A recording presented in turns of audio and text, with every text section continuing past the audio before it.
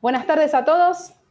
Gracias por presentarse acá a la charla. La idea, entonces, como les contaba un poco Gustavo, me presento, soy la doctora Cintia Rosenblit, asesoro de la Cámara. Soy directora médica de SEMLA, un centro de evaluaciones psicofísicas laboral, especialista en medicina familiar y especialista en medicina del trabajo. Un poco la idea de la charla se los planteo por objetivos, queremos ver dónde estamos parados, actualizar un poquito el tema, tratar de ser concretos en toda esta información que anda dando vuelta y que seguramente todo lo que vayamos a comentar hoy en este ratito es mucho de lo que hayan escuchado a través de los medios. Pero sí revisar, como decía bien el doctor García, las nuevas reglamentaciones respecto a los grupos de riesgo de trabajo también, los riesgos y el trabajo con respecto al retorno y esta resolución nueva. Definir también los métodos diagnósticos para COVID. Hemos tenido una charla el año pasado en donde estuvimos mostrando un poquito qué testeos se estaban realizando. Esto se actualizó. Hoy se utilizan según distintas situaciones unos u otros, entonces está bueno por ahí refrescar un poquito las distintas opciones que tenemos, repasar el algoritmo diagnóstico, sobre todo ahora viene el frío, empezar otra vez a ver cómo manejamos estos protocolos con cosas que se van a suscitar y que son confusas porque no todo va a ser COVID, pero sí va a ser siempre un caso sospechoso porque ustedes saben que los síntomas son prácticamente los mismos, tanto para lo respiratorio como para lo digestivo, porque vieron que también hay cuadros de COVID que se refieren directamente a dolor de panza o síntomas gastrointestinales. La idea también es repasar estos protocolos de casos positivos y contactos estrechos. Siempre es bueno refrescar qué hacemos con un contacto estrecho y cómo estamos manejando los protocolos con respecto a ellos. Hablar un poquito de todo lo que tiene que ver con la vacunación. Hay mucha información dando vuelta. Yo les voy a dejar esta presentación como para que hay unos cuadritos en donde queda bien detallado en qué consiste cada una de las vacunas que están no solamente en la Argentina, porque algunas no llegaron, como la de Pfizer o Moderna o algunas otras, pero que podamos tener después un resumen que les quede de revisión. ¿Qué relación hay y cómo manejarnos con el tema de la vacunación antigripal? Que estamos justo en el mes de la campaña de vacunación antigripal y que hoy, más que nunca en pandemia, es muy importante hacerla. Y reforzar, por supuesto, los cuidados de bioseguridad porque siguen siendo los más importantes al momento de la prevención de esta pandemia, ¿no es cierto? Entonces, empezamos con repasar, como les decía, algunos datos, ¿sí? Saben que nosotros en 2021 se reformuló un nuevo decreto, el 167, que prorrogó lo que ya teníamos en la ley 27.541, que es la emergencia sanitaria. ¿Hasta cuándo? Hasta el 31 de diciembre de 2021. Esto es importante porque el concepto de seguimos en emergencia sanitaria. Y bueno, como ustedes saben a través de los medios, estamos en plena ola. Sé que hay muchas personas que están viendo este webinar y no están específicamente en AMBA en Cava, están a lo largo de todo el país. Las situaciones de cada provincia son diferentes, pero esta segunda ola efectivamente pone en riesgo absolutamente a todo el país, con lo cual, punto número 1, seguimos en emergencia sanitaria, ¿sí? Al 15 de abril sabemos que la Organización Mundial de la Salud llevaba confirmados 137 millones de casos. Estos datos los pongo no porque los tengamos que saber, pero sí para que entendamos la dimensión de lo que se extendió esta situación sanitaria, mucho más de lo que uno esperaba poder contemplar con lo que nos pasó en la gripe H1N1 por allá por el 2009, ¿no es cierto? En Argentina, puntualmente, los últimos datos del Ministerio que hicieron su reporte para el 14 de abril hablaba de una incidencia de 5.736 casos cada 100.000 habitantes, con una letalidad del 2.2%, fíjense la cantidad de fallecidos que se informan por millón de habitantes, y tengamos en cuenta que son valores reportados. Ustedes saben que esto se informa en el CISA, pero hoy en algunas provincias, por ejemplo en el AMBA, cuando nosotros tenemos un conviviente positivo, al resto de los familiares, si tienen algún síntoma, los asumen como positivos. Eso no se está volcando como positivo en el CISA, con lo cual estos datos lo menciono porque son los que efectivamente se notifican a través del CISA. Posiblemente esté con una subinformación descripta, ¿no? Tenemos 2.68 millones de casos confirmados, 59.164 fallecidos, y hay un estudio interesante que hizo la Sociedad Argentina de Terapia Intensiva. Específicamente lo hizo más en lo que tiene que ver con Buenos Aires, pero sí se pudo trasladar en cuanto a ocupación de camas al resto de las provincias, y se hizo un trabajo con 176 unidades de terapia intensiva, con 32.046 camas en total. La mitad correspondían al sistema público y la otra mitad al sistema privado, en donde se observó que hay un 87%, al 30 de abril, hoy ya se los puedo actualizar porque subió eso, había un 87% de camas de terapia intensiva ocupadas, reales, ¿sí? Esto es un informe real, científico, de la Sociedad Argentina de Terapia Intensiva, en donde se relevó esta información y está publicado en un artículo que ellos emitieron. Esto fue el 30 de abril, este estudio. Hoy podemos decir que se subió casi el 91% de camas ocupadas, ¿sí?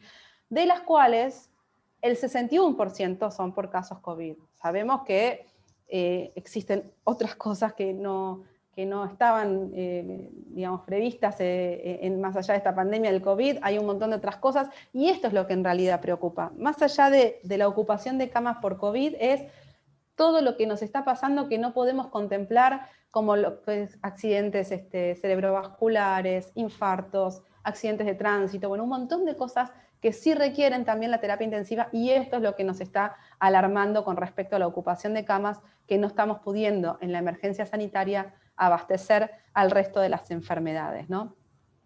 Hasta el momento, con respecto a las vacunas, se aplicaron más o menos unas 7.2 millones de dosis, ¿sí? Y con esto lo que quiero decir es, somos muchos más que 7,5 millones de habitantes. El único desafío principal hoy es seguir cumpliendo los protocolos de bioseguridad. Por esto les quería mostrar estos números. Digo, estamos todavía muy lejos de pensar que hoy la vacuna es la principal medida de prevención. Hoy la principal medida de prevención sigue siendo el cumplimiento de los protocolos con respecto a la bioseguridad, que al final los vamos a repasar un poquito.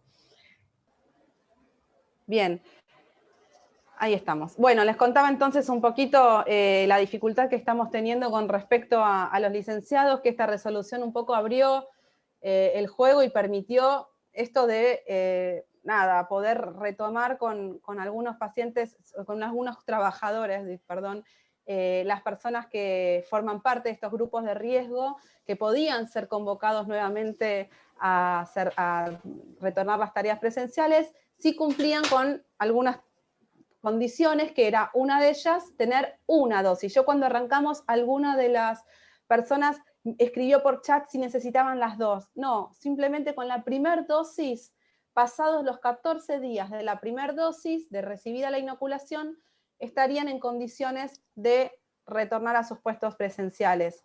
¿Quiénes? También trabajadores de la salud con alto riesgo de exposición, en ese caso sí, pasados los 14 días de la vacunación completa, es decir, de las 2 dosis de vacunas.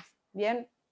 Y como decía Héctor al principio, hay algunos que todavía quedan dispensados de esta resolución y tiene que ver con las personas con inmunodeficiencia, es decir, que realmente tienen el sistema inmunitario, su inmunidad, sus defensas muy disminuidas por alguna enfermedad puntual, aquellos pacientes oncológicos o trasplantados, porque sí son mucho más vulnerables y el sistema inmunológico se vio que corre peligro más allá de que estén con una primera dosis, entonces siguen quedando bajo la resolución anterior. Los trabajadores podrían entonces, como dice la resolución, reincorporarse de forma inmediata con la presentación de ese certificado de vacunación.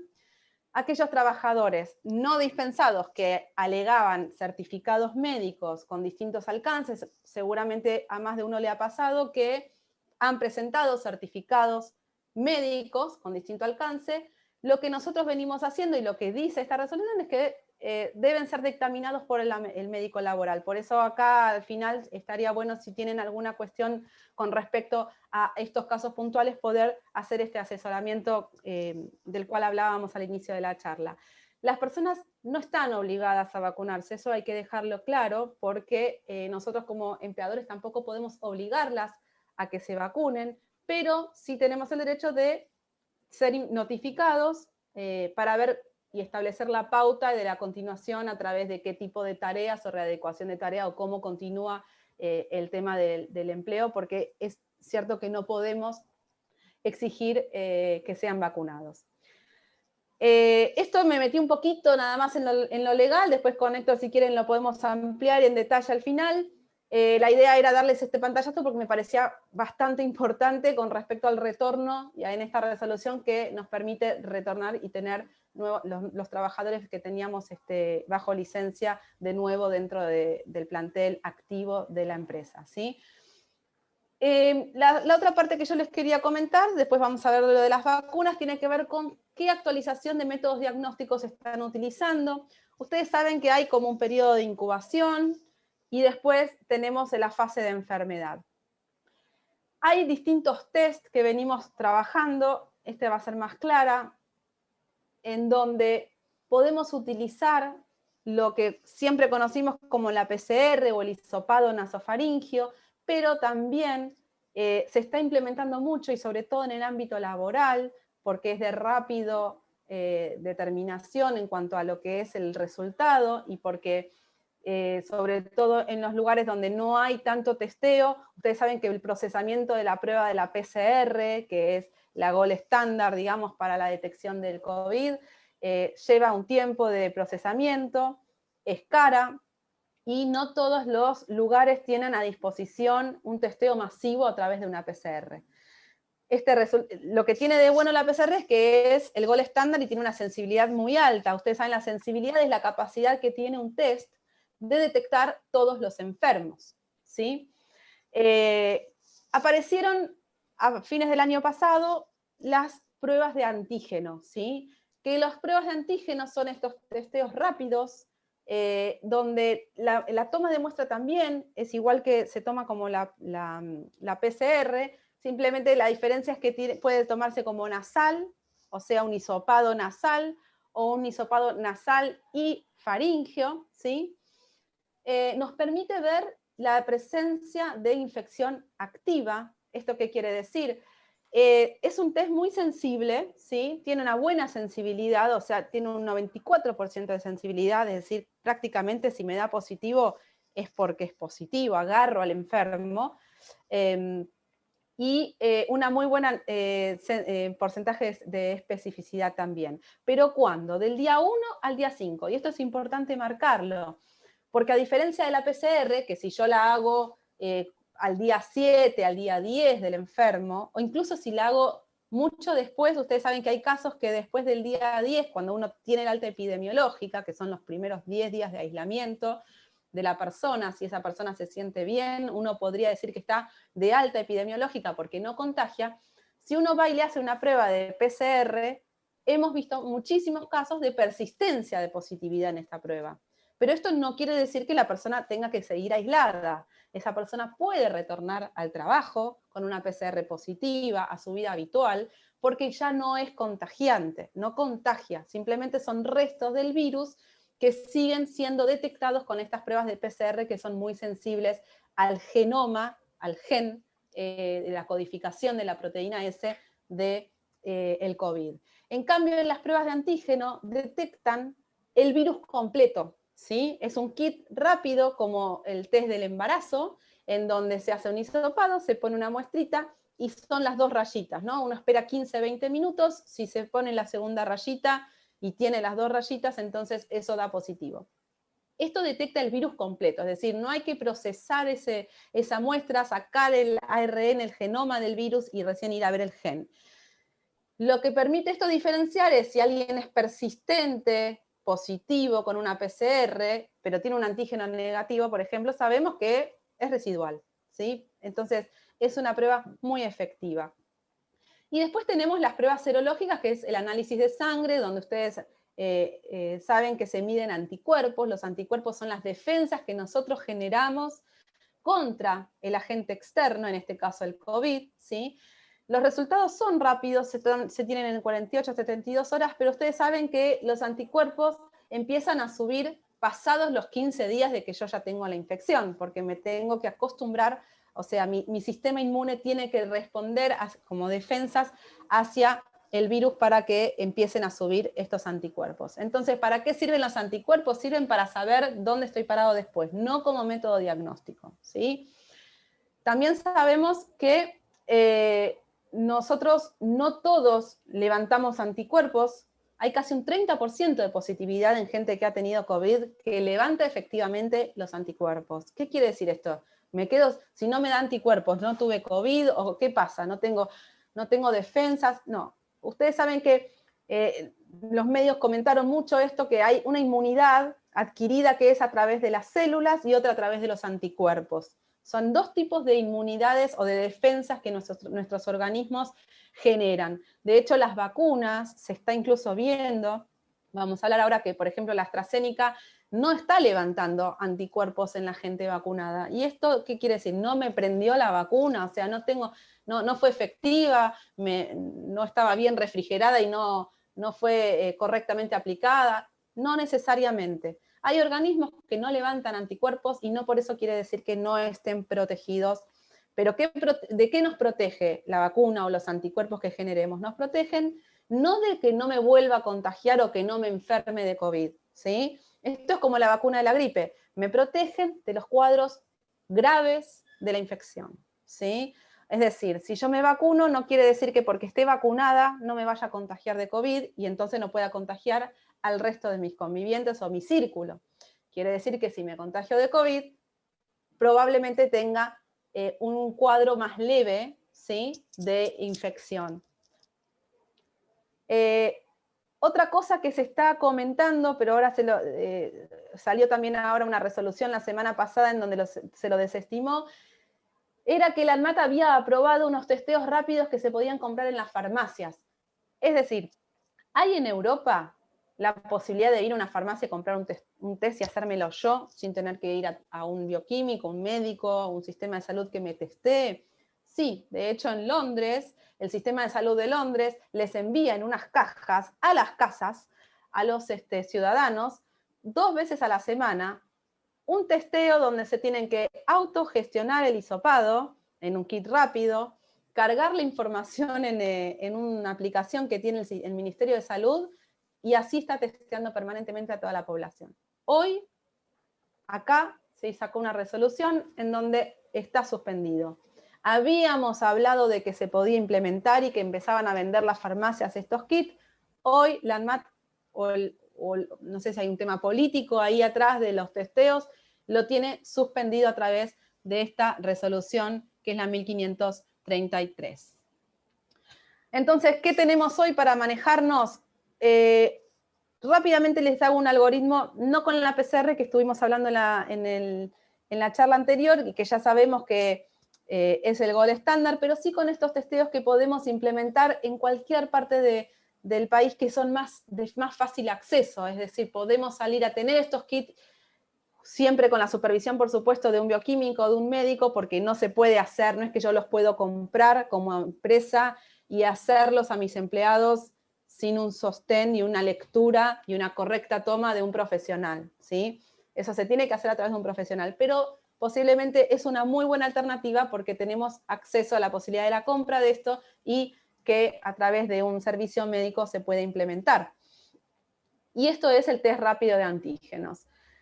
En pacientes sintomáticos, es decir, pacientes que tienen síntomas de COVID, que son casos sospechosos, que conocen, bueno, ya seguramente saben, la fiebre, el dolor de cabeza, el pérdida de gusto, de olfato, cualquier síntoma sospechoso hoy de COVID, menos de 7 días, porque acuérdense que este testeo sirve entre el día 1 y el día 5. Después pierde su efectividad. Si yo le hago un test de antígenos a esta persona y me da positivo, claramente se terminó ahí. En 15 minutos yo ya sé que esa persona es positiva. No tengo que salir a hacer una PCR. No tengo que salir a hacer un nuevo test confirmatorio. ¿Sí? ¿Por qué? Porque les contaba que tiene un 99% de especificidad y un 94% de sensibilidad. O sea, es muy poco probable que tenga un falso positivo. En caso que el test de antígeno sea negativo, pero esta persona persista con síntomas, tienen cuadros sospechosos con síntomas de COVID, siempre, y esto no solamente lo digo para los antígenos porque nos ha pasado con el test de la PCR, que es el gold estándar, hemos tenido casos de test PCR negativos con síntomas sospechosos de COVID que rehisopamos a las 48 horas y efectivamente eran COVID. Pero por eso digo, siempre la clínica en esto es soberana, no solamente un testeo, sino acompañar de cómo evoluciona esta persona. Sabemos que si tiene síntomas sospechosos, por más que un test rápido le haya dado negativo, no voy a traer a nadie a trabajar mientras tenga síntomas. Este es el concepto importante porque no podemos descartar, en este caso, que no haya sido un falso negativo, y ahí sí podemos optar por hacer una PCR para evidenciar efectivamente si tiene o no tiene el COVID.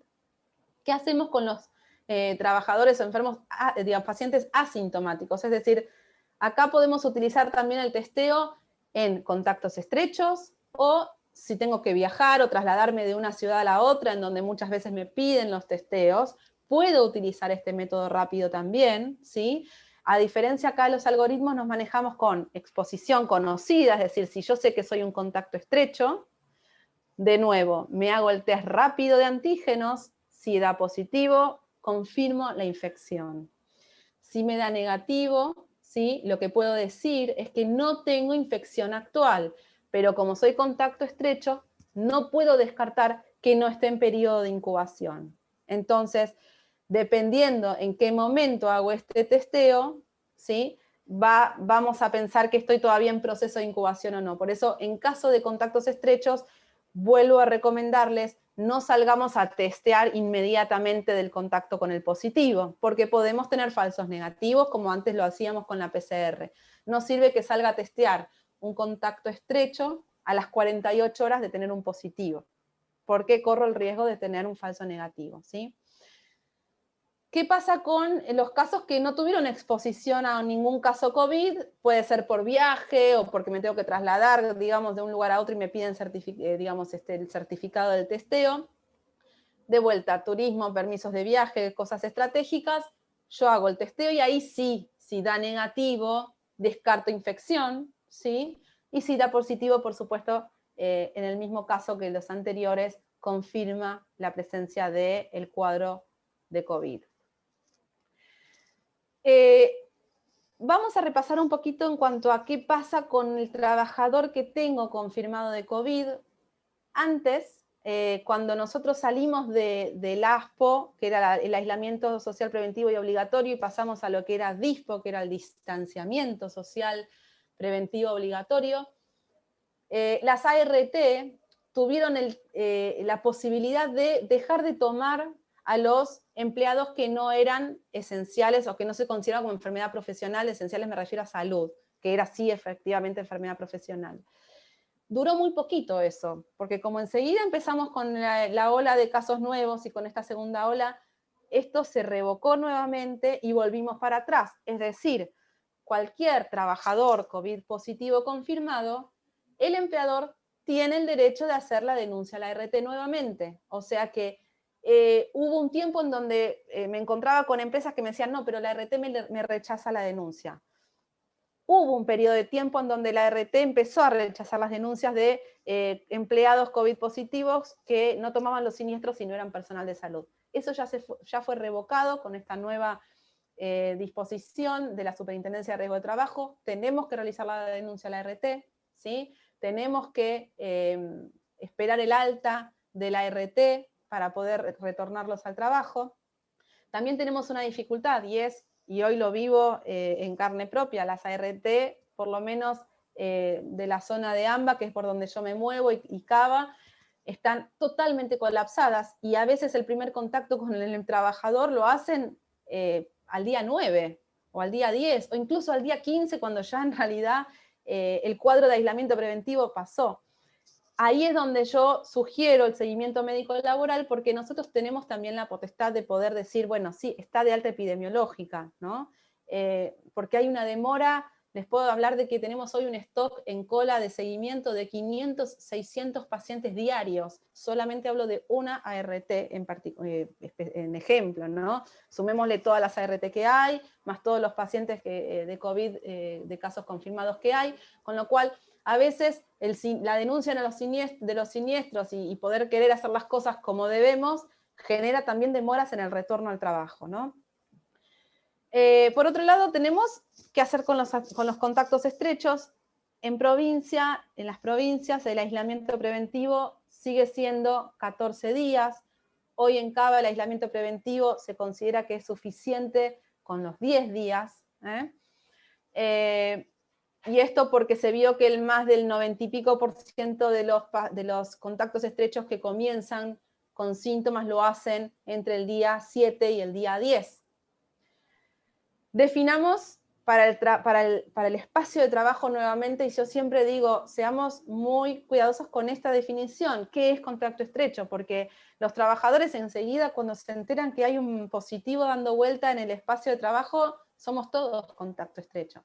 Y ahí es donde tenemos que volver a recordar y reforzar las medidas de bioseguridad. Tratemos de mantener el distanciamiento en la medida que se puede, sobre todo en las estaciones de servicio que estamos al aire libre, que se pueden manejar con el distanciamiento necesario y que tienen los elementos de protección personal.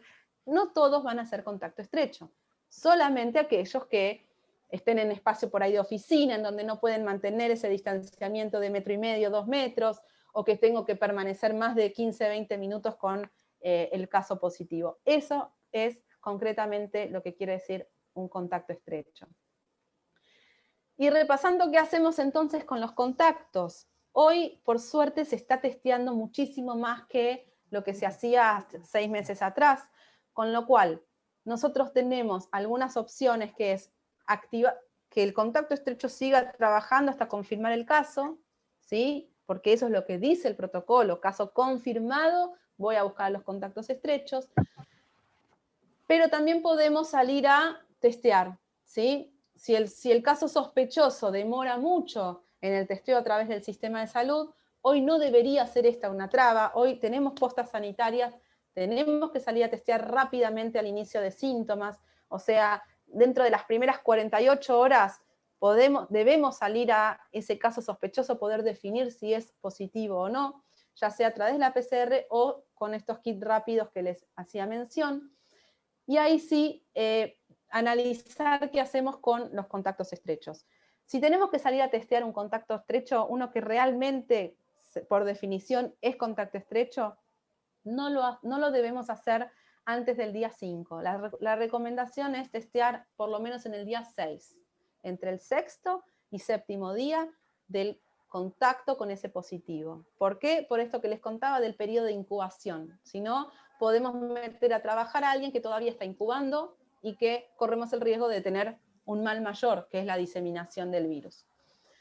En el caso de que nosotros veamos que hay mucho miedo dando vuelta, porque es algo que pasa mucho, donde los demás compañeros están inquietos y demás, y la política de la empresa quiera salir a hacer un kit rápido a todos, bueno, si por definición no fuera un contacto estrecho y lo estoy haciendo para tranquilizar al resto del equipo, bueno, yo ahí ya no asumo que son contacto estrecho, entonces cuando los quiero testear, pueden testearlo a las 48, 72, eso ya va como política interna de la empresa, porque sabemos que el protocolo es salir a aislar o a testear al contacto estrecho por definición.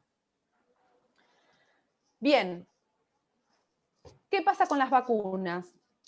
Hay muchísimas vacunas, por la emergencia sanitaria se han autorizado un montón en fase 3, fase 3 es cuando todavía están en fase de investigación clínica, siempre y cuando la condición era, para la política de autorización de estas vacunas, era que el 50% de la vacuna tenía que ser eficaz. Por la importancia del concepto de qué es eficacia, ¿no? La eficacia es cuando hacemos una prueba, muestreo general, obviamente necesitamos un número muy grande de muestra para ver si la vacuna es eficaz, pero la eficacia la podemos medir en muchas cosas, ¿no? Nosotros específicamente, para que nos aprueben la comercialización de una vacuna en esta emergencia sanitaria, era la cantidad de positivos que se vacunaron comparado con la cantidad de placebos en cuanto a la muerte.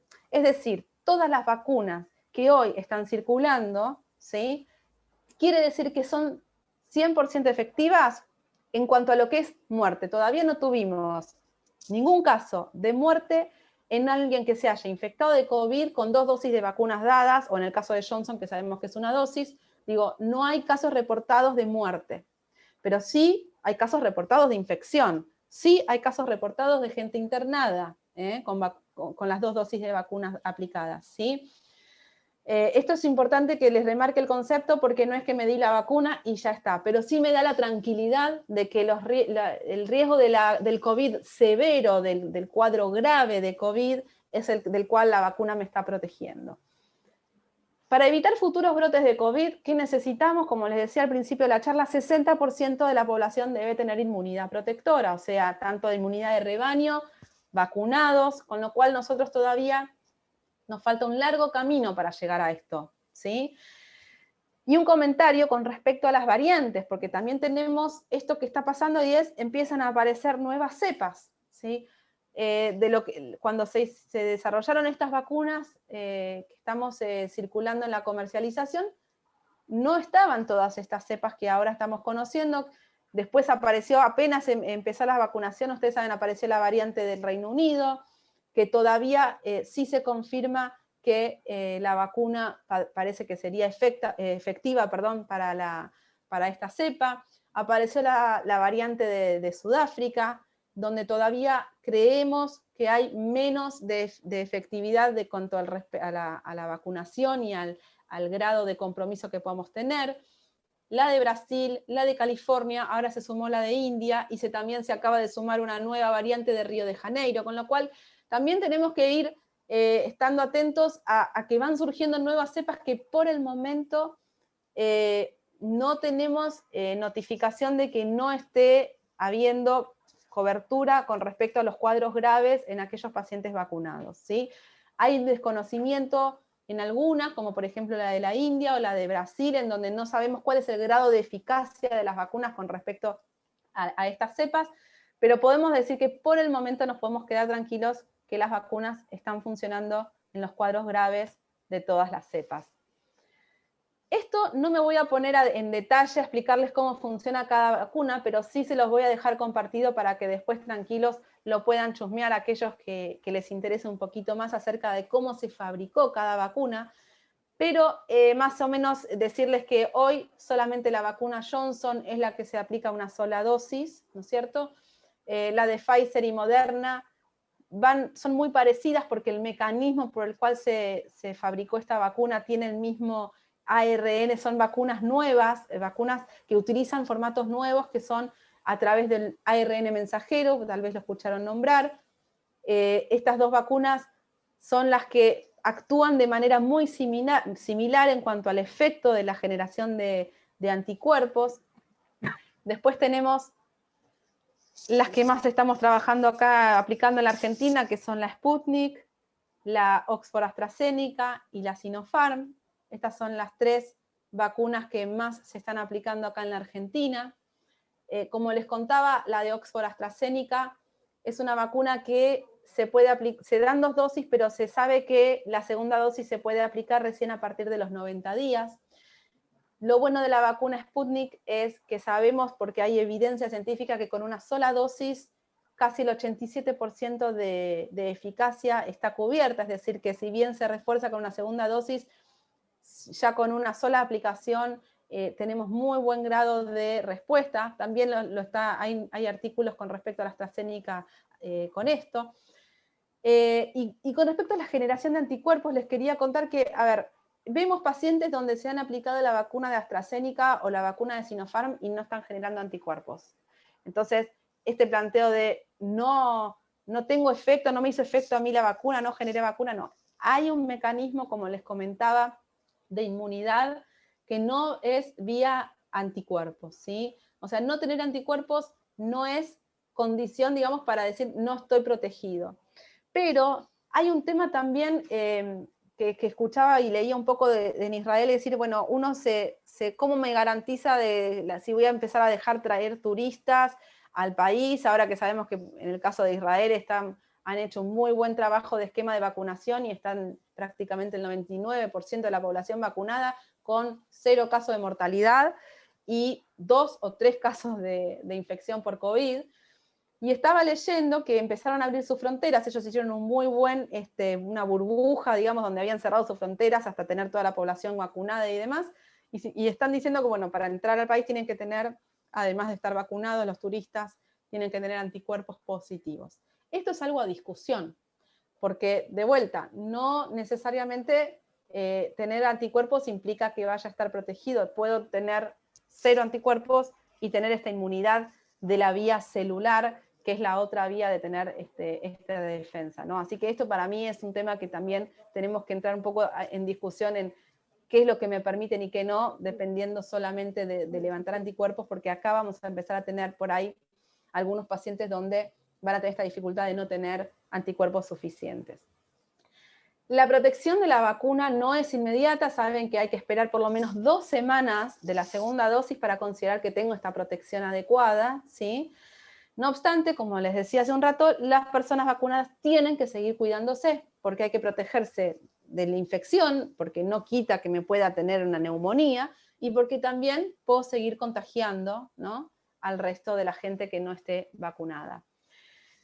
Estamos en plena campaña también de vacunación antigripal, y es muy importante la vacunación antigripal, si bien siempre fuera de la pandemia uno sale con la campaña de vacunación antigripal para población de riesgo, es decir, población mayor de 60, embarazadas, asmáticos, enfermos coronarios, respiratorios, esos son los grupos que se tienen que vacunar contra la gripe, o el personal de salud. Habitualmente fuera de la pandemia, una persona sana de 30 y pico de años no debería tener una indicación específica de vacuna contra la gripe, ¿sí?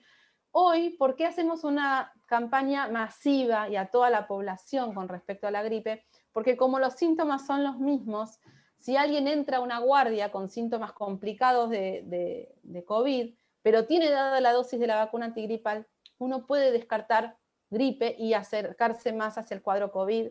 Entonces esto ayuda un poco en el triage al momento de ingresar a una guardia en casos severos, de gravedad, ¿no es cierto? Pero siempre debemos en este momento priorizar la posibilidad de vacunación contra el COVID. Es decir, si yo soy paciente, población que estoy mayor de 60... ¿Podés sacar el auto, Kai, para que yo no corte esta charla? Ahí se me cae. Si yo tengo la posibilidad de enlistarme para ser vacunado contra el COVID o soy paciente de riesgo, donde voy a tener más chances de que me toque la vacunación más rápido para el COVID, debo esperar. Primero la prioridad es la vacunación hoy para el COVID, ¿sí? Si ya recibí una dosis de COVID, tengo que esperar los 14 días, los 30 días y darme la segunda dosis. No me puedo vacunar en el medio, ¿sí? Primero completo la vacunación del COVID, ¿sí? ¿Cuándo me puedo vacunar contra la gripe? Tengo que esperar 14 días entre una vacuna y la otra, ¿sí? Ahora, si soy una persona joven, que me falta un montón para que me toque el turno de la vacuna para el COVID, bueno, entonces sí, hay que vacunarse primero contra la gripe y esperar luego el turno para darnos la vacuna de COVID, ¿sí? Insisto, más allá de que empecemos a vacunarnos, de que empecemos a sumar esta medida preventiva de riesgo que es la vacunación, sigue siendo lo más importante las medidas de prevención. Y debemos reforzar en cuanto a la comunicación interna del trabajo, tanto en los protocolos internos de lo que es oficina y lo que tiene que ver con el trabajo de las estaciones de servicio y la gente que está en contacto con el público y demás, tenemos que respetar estas 4 cosas, porque siguen siendo las más importantes para evitar contagios dentro de nuestro grupo, ¿sí? Concientizarlos, hacer a todos los trabajadores responsables socialmente. Nosotros somos bastante desobedientes los argentinos y este es el factor principal por el cual hacemos cuarentenas interminables, porque son cuarentenas pero no son cuarentenas, ¿sí? Y esta es la dificultad que hoy tenemos en la Argentina, nosotros como responsabilidad social de cumplir las normas. Nos cuesta muchas veces al argentino cumplir las normas.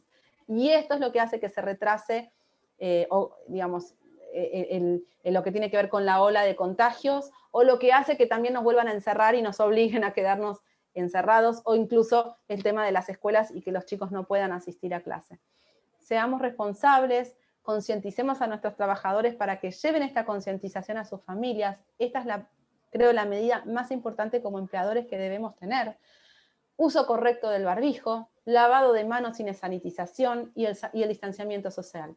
Son las 4 cosas que hoy nos siguen diciendo que es lo que tenemos que hacer en forma prioritaria, ¿sí? Independientemente de si estamos o no estamos vacunados. Les voy a dejar 10 consejos para que se lleven, para que los posteen en sus lugares de trabajo, pero bueno, son las medidas generales que todos conocemos.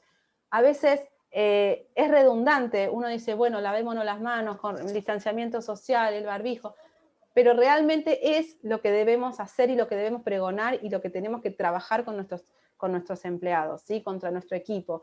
Esto ya no depende de una bajada de línea, sino de la responsabilidad de cada uno de los trabajadores, ¿sí? Viene el frío, pero tenemos que evitar los lugares cerrados, tenemos que acostumbrarnos que este invierno vamos a tener que estar muy abrigados porque las ventanas van a tener que estar abiertas, tiene que haber circulación de ventilación cruzada, ¿sí? De un lado y del otro. Si podemos seguir utilizando los ventiladores para que haya recirculación, lo debemos hacer. Cuando viajamos en transporte público o en autos con algún acompañante, ventanillas abiertas. El barbijo, no, yo sé que ahora está la moda del barbijo y que uno se viste y entonces se pone un barbijo acorde, que le combine. Recordemos que el barbijo no es una moda, digamos, de que si es negro y me combina con la ropa. El barbijo tiene que ser un barbijo realmente que proteja, que tenga doble capa por lo menos, porque ponernos un barbijo que nos combine con la ropa hoy no es el objetivo, ¿sí? Podemos sumarlo, está todo bien, hay que meterle onda a la cuestión, pero siempre que sea de 2 capas. El distanciamiento social, como decía, la higienización de todo lo que es superficies de alto contacto, los espacios en común de los trabajadores, donde tenemos, digamos, tanto si es vestuario, si es baño, si es cocina, si yo voy a agarrar la jarra eléctrica para hacerme un té. Entonces, ese es el punto crítico donde nosotros tenemos que seguir trabajando. Ahí es donde nosotros tenemos que tener un cartel bien grande y decir, no nos olvidemos de pulverizar esto antes de agarrarlo, o de pulverizarme las manos antes de agarrar algo que sé que voy a compartir con mis otros compañeros de trabajo. Sigue siendo lo más importante, y eso, más allá de toda la actualización, es lo que tenemos que seguir transmitiendo como crítico y como más importante para todos nuestros trabajadores. Bueno, lo hice cortito como para hacer un raconto rápido.